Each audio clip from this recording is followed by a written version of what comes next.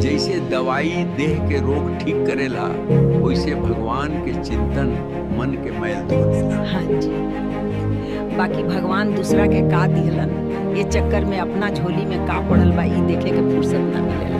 ये दुनिया एगो बड़ा मेला हो, लोग आवेला सामान किनेला, बाकी दाम चुकावे के बेरा मुँह छिपावेला। इंसान के चालाकी शमशान के देहरी तक ही काम आवेला।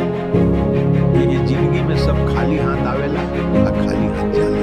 बाकी स्वार्थ के ऐसन पर्दा बा आँखी पे कि कुछ देखावे ना करेला। हम तो इतना जानीला, सेवा से बड़ा कौनो पूजा ना बा। केहू के भूख मिटा दो, गिरत आदमी के थाम कर तो समझा भगवान के पूजा बा।